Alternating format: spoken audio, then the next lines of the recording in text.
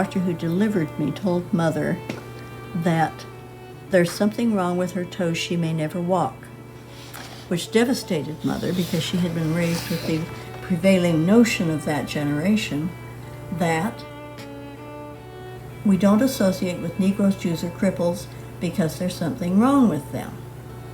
So I was the first grandchild, and yeah, it was something always hard for Nana and Papa to deal with.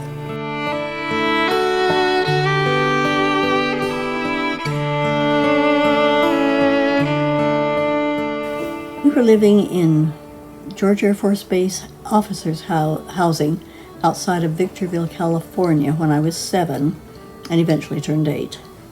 I was in 3rd grade. I had a wonderful teacher. Her name was Tony DiCarlo. She was an escapee, refugee, whatever, from Italy during the Second World War. She was an operatic soprano. She was teaching our class, 3rd grade. Just a wonderful, wonderful person. Mother and Dad invited her over, of course, and we became good friends, of course, and she offered to cook a true Italian meal for us. She made the pasta. She made the sauce. Everything from scratch, and it was the most amazing meal we ever tasted. When it came to Italian food, that was the tops. I've never had it better. And I was only 7 or 8 at the time, so. Anyway, we lived there in the housing. There was another family that lived close by in the same strip. It was in an L-shaped strip of houses for officers. And on the other part of the L, just probably 2 units from us, there was a little girl that I played with sometimes, and she had a game that she had invented. We would play on her patio, which was partly enclosed around 3 sides. And I would stand in the middle of this patio, and she would run circles around me, and I'd reach out to touch her, kind of like a tag, but it never meant that I had to move other than just to reach out.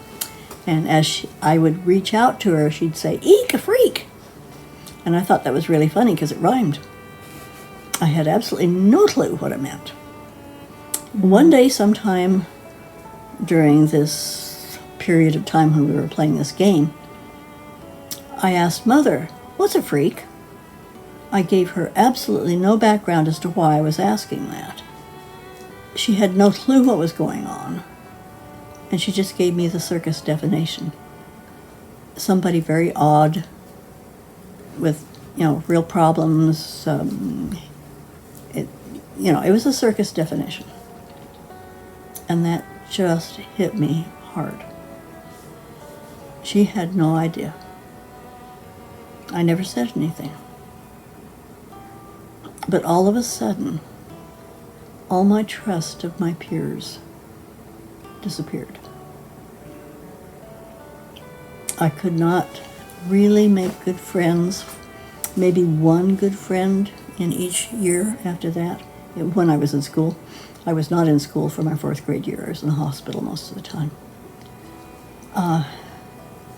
My junior high years, I had one good friend.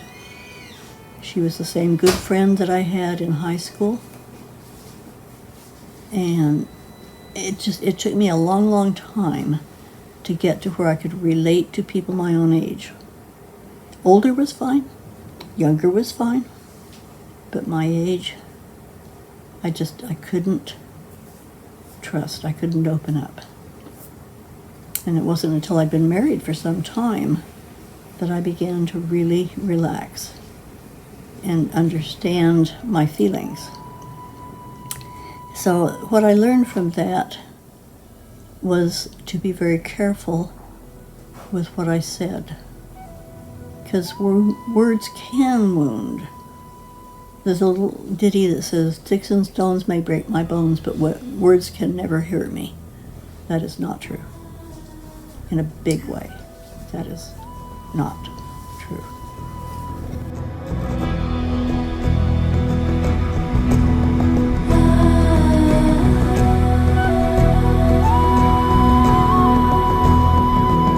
us oft speak kind words to each other, at home or wherever we may be.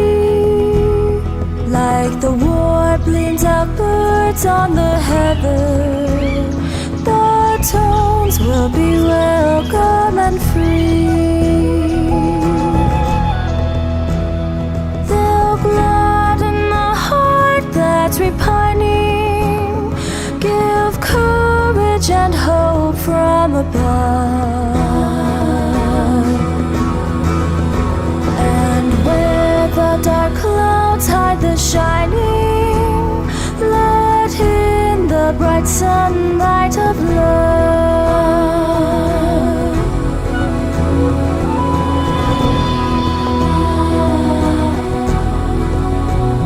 Like the sunbeams of morn on the mountains, the soul they awake to good cheer. Like the murmur of cool, pleasant fountains, they fall in sweet cadences near.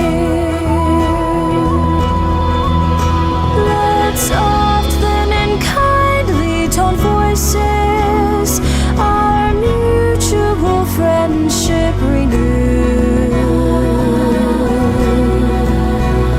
till heart meets with heart and rejoices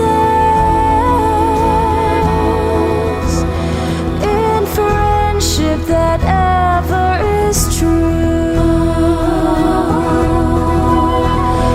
Oh, the kind words we give shall in memory live, and sunshine forever impart. Let us all speak kind words to each other, kind words are sweet tones